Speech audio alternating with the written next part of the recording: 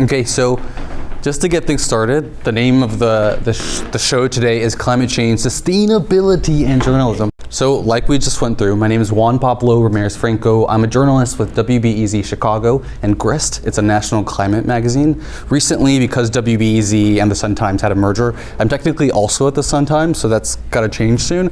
But that's what I do. I write about climate change, I write about waterways, I write about animals, you name it.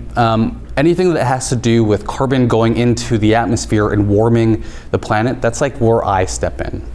At least in the Midwest, in the Great Lakes region. Like we said, I'm from Rockford. This is like my grandma's house is right over there. Or no, I take it back, right over there. I was thinking I was at the Y for some reason. But yeah, this is where I'm from. If we go to the next slide. So like, what is climate reporting?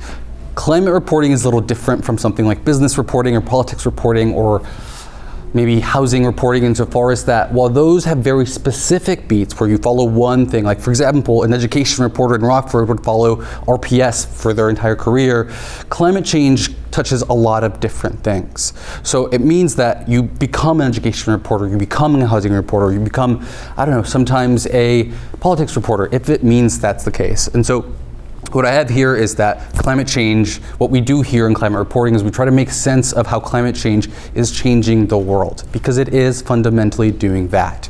If we go to the next one. So like, before we get into the big sell on like climate reporting, maybe we should like talk about climate change. Does everybody know what that is or feel very comfortable with like the general science there?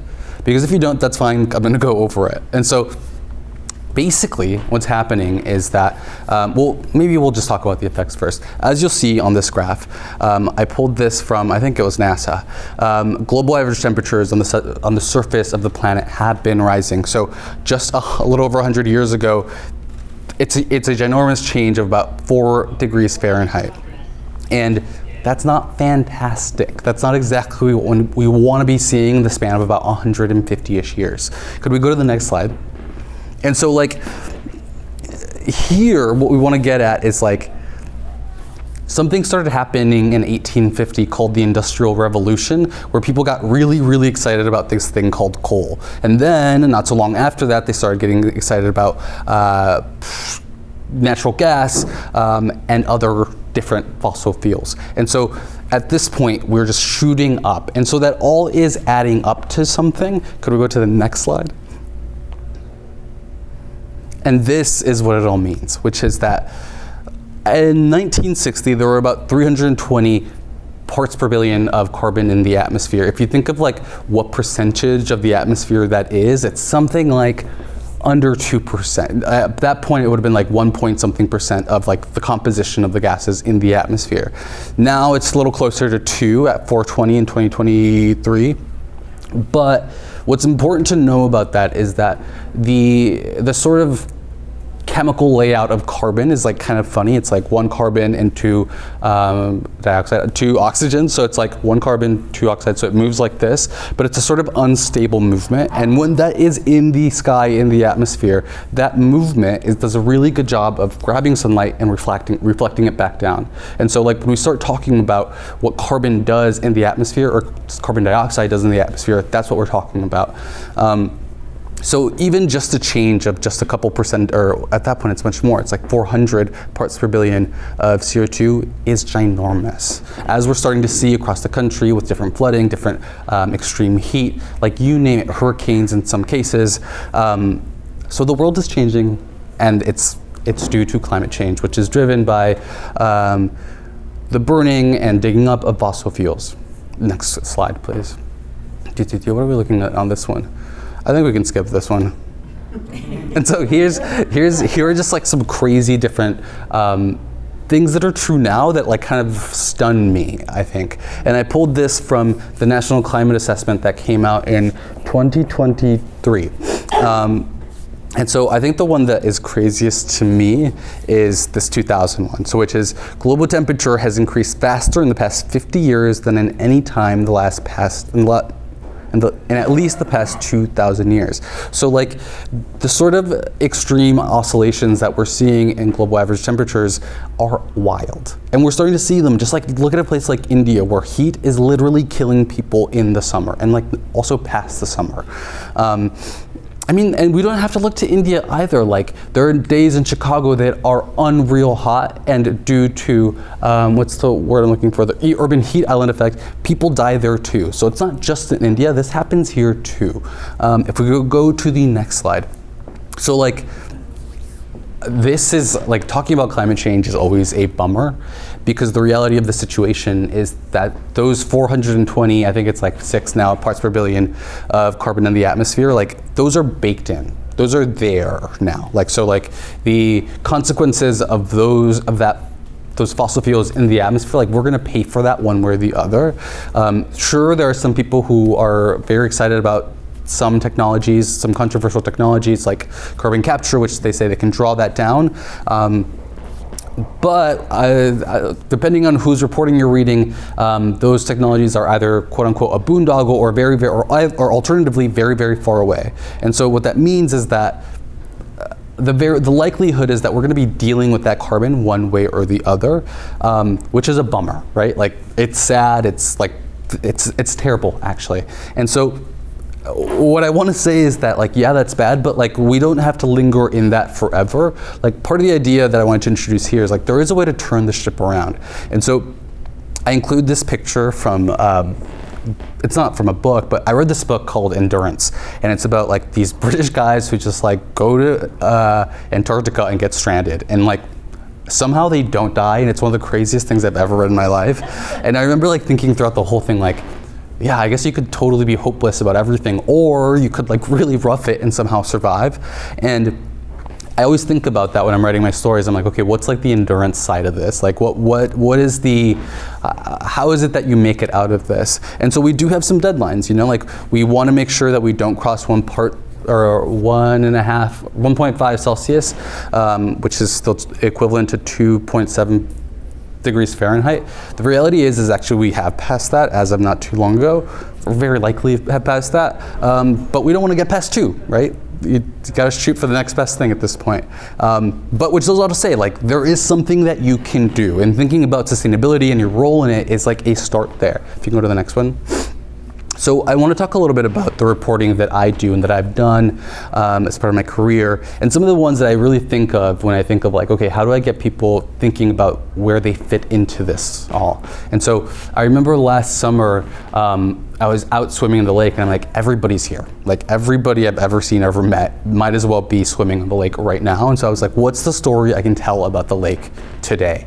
And I remember it was like the end of the summer, and I pulled data from NOAA, and it was showing me that basically Lake Michigan surface temperatures has been on average nearly every day this year, has been above average nearly every day this year so far. So, and like, yes, that's true in Lake Michigan especially, and Lake Erie really, but that's true across all 5 Great Lakes. And to me, I was like, okay, so what is the story we can tell here that gets people bought into this? Well, like, people love the Great Lakes, people love recreation. How can we get them thinking about this? And that to me was like a clear-cut way to do it. Can we go to the next one? Okay, this one's like one of my favorites, and that's because it has to do with the Morton Arboretum, which is this place I love. It's like one of the most beautiful places we have in Illinois, I think. And effectively, I found out that some scientists there were doing this crazy investigation, or this research really, into what's happening with bur oaks, because the range of these species is changing in response to climate change. And so there's a lot of thoughts on what you can do with trees. Like, do you help them? And by help them, I mean, do you move different populations of these species around so that there's some genetic drift? And so maybe bur oaks that are in somewhere in Oklahoma that have evolved a sort of capacity to live in hotter temperatures, if we bring those up to Illinois and maybe Minnesota, we can pass on those traits. And so it was a story kind of about that. And so thinking about really shifting species here in Illinois, to me, seems so strange and so weird. And so I thought to myself, like, okay, people need to know about this stat. Next one, please. Okay, invasive carp. So the invasive carp randomly have a place in my heart. This is a story I started covering when I was at WNIJ here in Northern Illinois.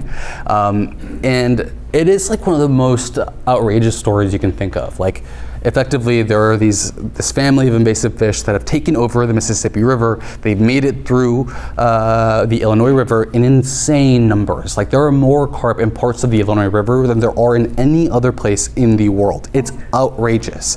And so there's a lot of questions there, which is like, what do we do with them? Because some advocates will tell you that should they make it past the Illinois River, past the Chicago area waterway system, and into Lake Michigan, they will turn that ecosystem and the economies that depend on it on its head, which is a big problem. It's like a $20 billion economy just in there. That's debated too, but it's the story that I've been following forever, and for the longest time I was like looking for a climate angle on it. The reality is there isn't a climate angle to the story. I'm not allowed to do it. But there was one here, which is that there is this part in Joliet where they want to build this like underwater barrier. It's more than a barrier. It's like a defense system where they are going to lodge this sucker into the ground, and it's like an electric barrier. It's an acoustic blaster.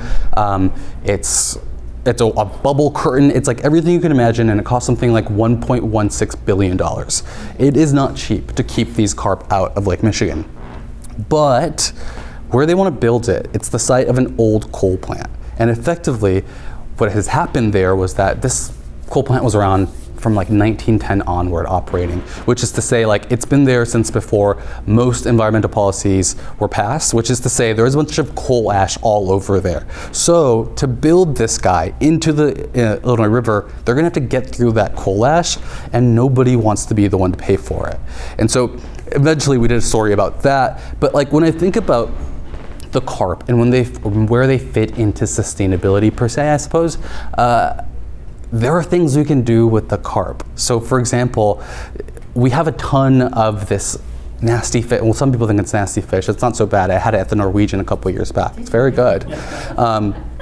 And there are things we can do with it. Like I met this person who is making fish leather out of them, which is like so interesting. I mean, it smells a little fishy, but whatever.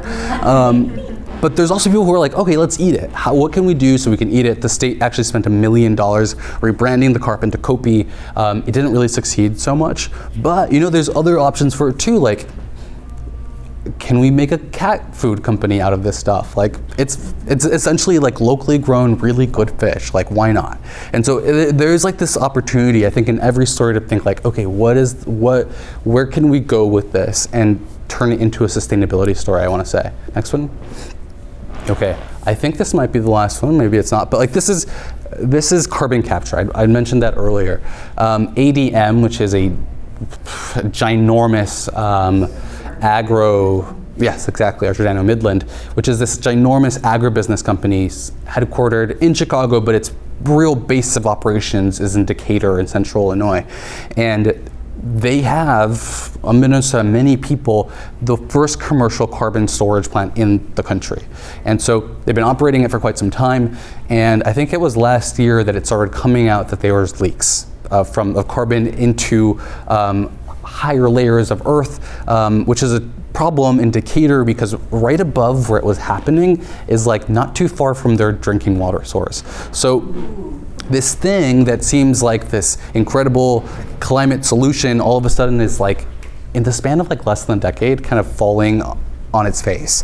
And so I think something to think about with sustainability is like, sure, certainly we've got to try everything, but this is like millions of dollars that didn't work and is endangering important resources to a city in Illinois. And so just to like really start thinking about these things, can we go to the next one?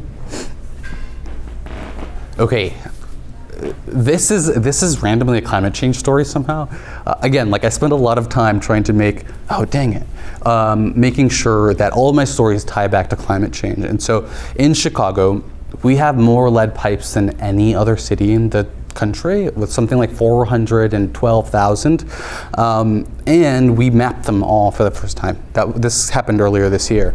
We found that some of them were concentrated in some census tract, or some I think it was some census tract breakdown, But the important thing to note here was that lead, when it's warmed up, like say due to climate change, it can essentially, the propensity of it to release those toxic flakes of lead increases, which is a problem, no? And so what we did was say, okay, well, let's make a map of where all of them are, and all you have to do is like type in your address, find out where they are, and then we'll help you get help from the city, which is like a water testing kit or a, what were the options? It was like a water testing kit or to see if you qualified for a city program. What I would say there, and actually like Rockford has a good amount too.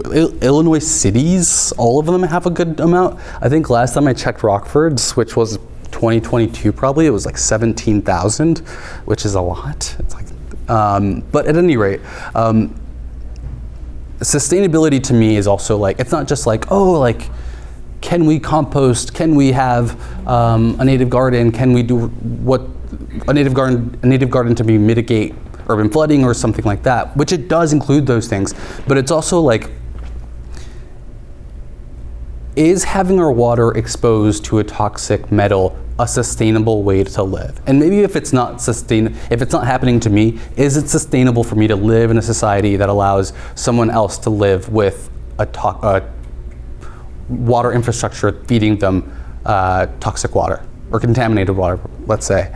And so I think that's part of the conversation, and that's like how I start thinking about bringing sustainability into stories that we tell. Next. Okay, that was fast, I realized, but are there any questions or anything anybody wants to bring up? Yeah, please. How does carbon dioxide pollute water? Sure. So when the carbon gets injected into underground, very deeply underground, it turns into, to inject it in that capacity, it basically becomes like a sort of liquid. And so then at that pressure, right, it mixes with some like salty water effectively done there. That is not something that you want in your water, in your drinking water, that is. What is a brine, an underground brine. And that's kind of why it becomes dangerous. And it starts like moving up towards drinking water sources. Yes.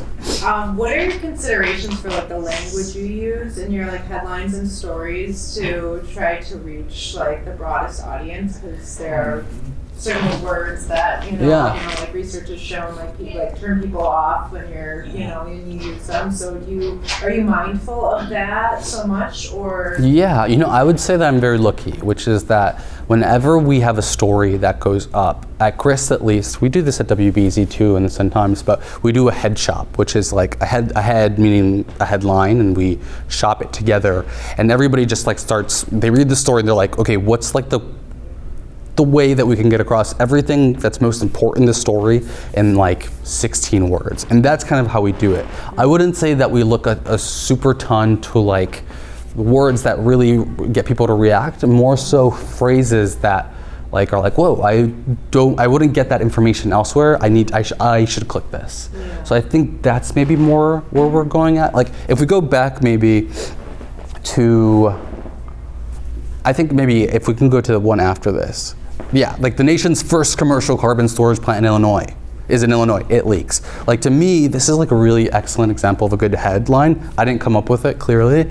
Mine are never good. But like it tells you something, which is like, whoa, there's a commercial carbon storage plant in Illinois. I didn't know that. Whoa, it's the first one of its kind. And 3, there's a problem there. And so like, I think instead of it being like buzzwords that really get somebody together there or to go there or want to click there, it's more like, what is the story I can tell in the least amount of words that's like, oh, that's something I don't know about and I need to know about. Mm-hmm. So maybe it's more of like an ethos than anything else. Yeah.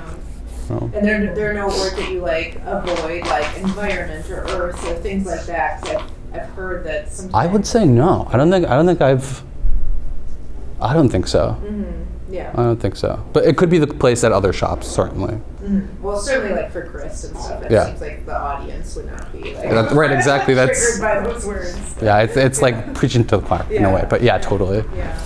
Anybody else? What kind of feedback do you get? Oh, that's such a good question. I think that for the most part, it's pretty positive, where people are like, oh, thanks, this is interesting, I didn't know about this.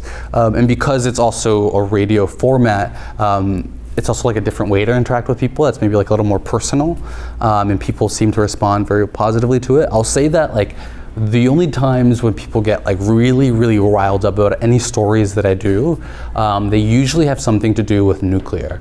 Like there is not a nuclear story that you can write that does not make anybody, or like both sides of that debate will always be mad at you. There's like no way to make everybody happy. It's just like there's true, and it's so funny in Illinois because like Byron's right over there. Like if you're on a tall enough building, you can see the stacks, but it's still a very controversial subject, even though something like 50% or more than 50% of our energy mix comes from nuclear power, the most of any state in the country. But yeah, it's interesting. That's like the one where I'm like, oh my God, here it comes. But yeah, I think people love the carp stories. That's like the one where everybody's like, yes, what's going on over there? Yeah. Yes. How do you think growing up in Rockford has influenced your reporting? Oh, funny. I don't know.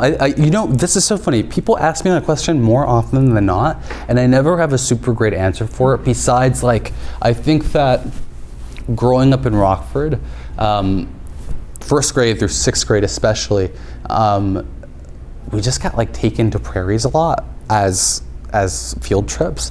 And for me, like the prairie became like a really big touch point. So much so that I think when I got into environmental reporting, it was like through a story that I'm sure everybody remembers. You especially remember it, which was the Belleville Prairie. It was the Belleville Prairie and the destruction of the Belleville Prairie by the Rockford Airport Association or whatever that public body is. And so I remember that was like my first big environmental story, and I was covering that one as much as I could. And I remember that was the first story that I went national on NPR with. And so yeah, I think like the prairie has always been a sort of touch point for me, which I don't think would have happened in most places that weren't Rockford or perhaps the Midwest. You're so dedicated. You showed up to like everything and wrote such great articles. Thank you. No, I appreciate that. Yes. I got a question. You noted, I know you, because of your name, you're Latino, obviously. How do you do to also touch that community, because I think clean energy, climate, all that, the Latinos don't really tap into that, It's a thing that it's really hard for them to actually understand. One thing is just like, we're just out here to survive, get, day by day, at the end of the 2 weeks, I just want to get my paycheck and keep doing my thing. But, and not just Latinos, but a lot of people that don't really, think about it, you have an outlet that, you can get to, different type of individuals, bring them in and say, hey, with your, thing, when I was in college, one teacher told me that, the biggest thing that you have is your voice. And so I think it's really great what you're doing. And it's really nice for, other people to see like, oh, okay, cool. Bring those stories to surface. Sure, yeah. Have people understand that, hey, this is really a big issue, Yeah, go ahead. Yeah, and I'm just gonna finish, just targeting that demographic as well too, Yeah, I think that at WBEZ and the Sun-Times and Grist, we're really mindful of that. And what I would say is that covering specifically like Chicago in a very specific way, we're very lucky because, lucky is an interesting way to put it. And I say that because in Chicago, Latino communities, Black communities are very often put right next to polluting industries. And so they're very, very familiar with a lot of these sort of environmental injustices, let's say. And so I would say like in a lot of ways, they're not super new to that situation. And I would say like in a lot of ways, they're too. Chicago is lucky. It's like a major city, so like it's unique in a lot of ways.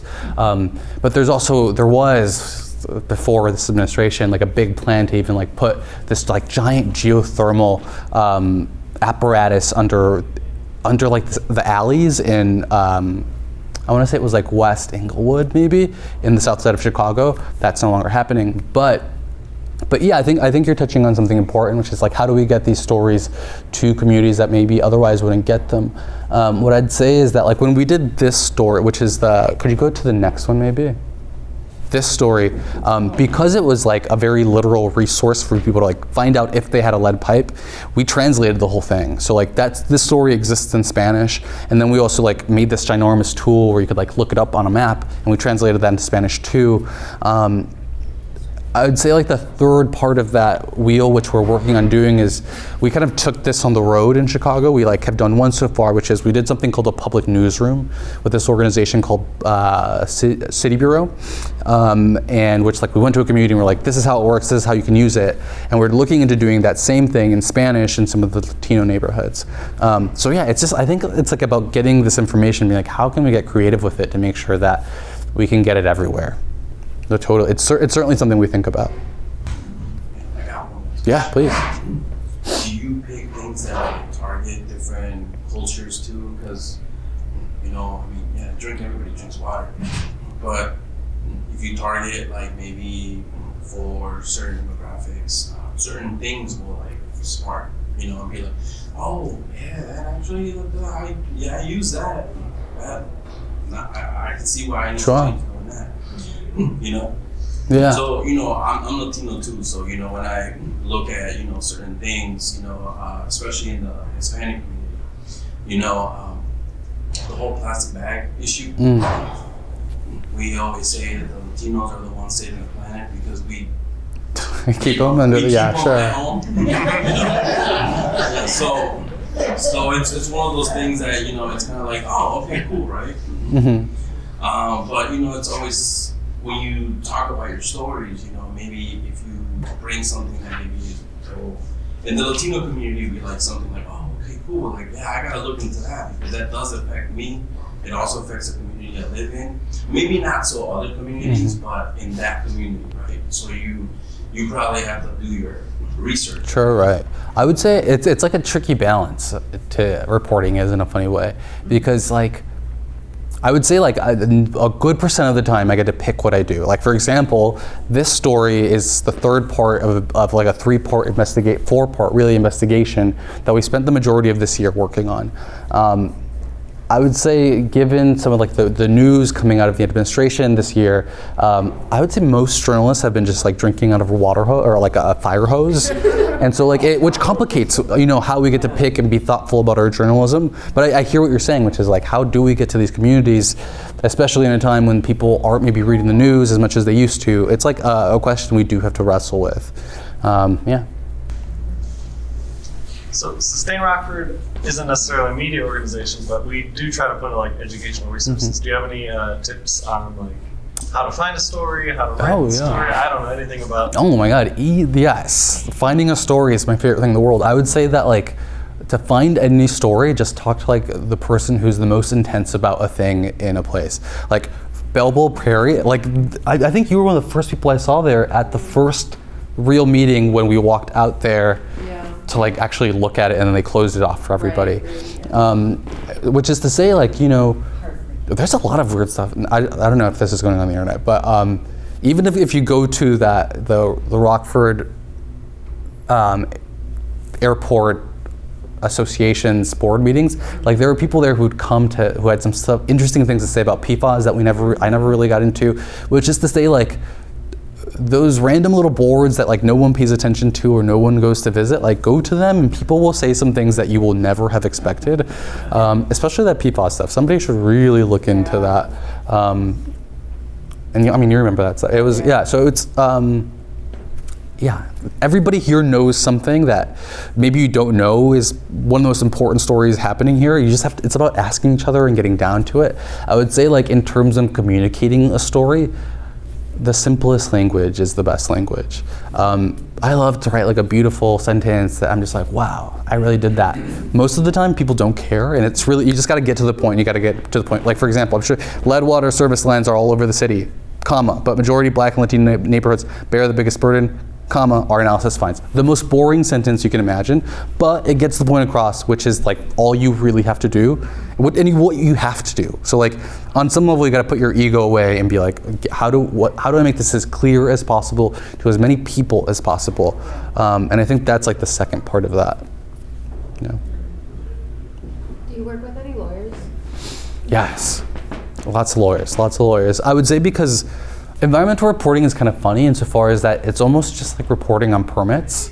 So like NEPA with the National Environmental Policy Act, which like grants categorical exclusions, for example, which is like how maybe like the Forest Service is able to log something that people would be like, wait, you shouldn't be able to log that, and that's like a certain kind of permit in a way that you can get.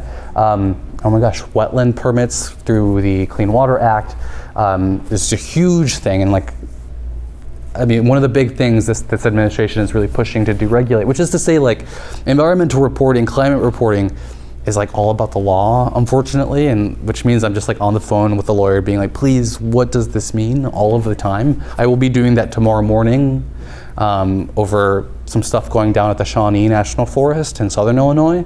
But yeah, it's a lot of lawyers, lots of lawyers, which means like calls with the NRDC, Earth Justice, Earthright, it's all of them. It strikes me that you're having to address a moving target. Yeah. Because the issues that come before the public are changing, and it seems like public attitudes in some part are changing, technology is changing, there's a lot of stuff that's a lot of moving parts. And it feels to me, but I can't verify this, and maybe you know, I'd like to hear what you know. It feels to me like the agricultural community which has been resistant, for example, to community solar, to solar farms and so on in the past, maybe softening that position. Are you sensing that, or what kind of a thought? Yeah, that's a good question. I would say that's a tricky one because like there's like a lot of ways to do solar, for example, in agriculture. I used to cover agriculture a lot, and I still do to some extent, but mostly when I was back here at WNIJ. And I think that my sense on how agricultural communities are responding to solar is changing. I mean, it was changing during the end of the Biden administration when there was a lot of money going to this sort of solar installation, I suppose you could say, called agrivoltaics, which is like you would put big panels out in pastures. Usually this happened, or sometimes over like wildflowers. That was like not the majority of the way it was used. It was like primarily for goats is how it like played out across the country. There was some popularity there. Again, that didn't happen a lot. Like I remember looking at the numbers and it was like a very sparse sort of installation process going on there. I think in terms of large solar arrays being built into the state, I think for the most part there is a lot of hesitation around that, especially around permitting and siting for that and people not wanting to give away local control for that. I think there's still a lot of rawness related to that. So my sense is like, I don't know how much progress has happened there. What I'll say though too is that this administration has had a very aggressive push against solar. So money that would have been there maybe 2 years ago won't be there very likely, or is not there necessarily anymore. So even if attitudes are changing, I don't know that the money to make it easy to transition it will be there in the long term, or at least like in the next 10 years. 3 of this term and whatever happens afterwards, yeah. That's a good question. I really love the fact that you have this outlet to show all this. I just read today that, like, for example, so my question to you is, do you get any pushback from maybe like the readers or, I mean, just anywhere? So I read today in the morning that the EPA now took out the information for fossil fuels for climate change. Yeah. That apparently CO2 doesn't do anything for the environment, so they took it out. And so I was just kind of like, oh, okay, cool. Like, who's covering this? You know? Like, yeah. Who's letting all this information out like that? You know? But then there's guys like you know, that have to come in and back all that up. You know, be like, hey, you know what? It is actually an issue. You know, it's actually killing us. You know. Yeah. So, I mean, do you find stories sometimes that you have to kind of be like, yeah, let's give you our facts. What was that last part? So like sometimes you have to go in and say, like, you know, so for example, the EPA said that climate the CO2 is doing anything. They're not doing anything. Gasoline and it's not bad and all that. Is there moments that you have to kind of like come in and say, I'm gonna read the story of letting people know why it's bad? Yeah, totally. I mean, I think we had a story like that story on Grist this morning. And it's not just me. Like almost all reporters have to do that because like the reality is like the powers that be will say one thing, and like you have to challenge it many times. Not all the time, but many times you do. I mean, people are saying crazy things about the Belleville Prairie and why they could build over it and why the bumblebee there, or the rusty patch bumblebee there, could actually be somewhere right nearby. But like, is that true? Like, I don't know. And so, yeah, it's a lot of pushback. It's a lot of pushback and a lot of getting yelled at by different agencies. But that's the job. Well, should we thank Juanpablo for Thank you guys. Appreciate it. No, thank you so much for having me.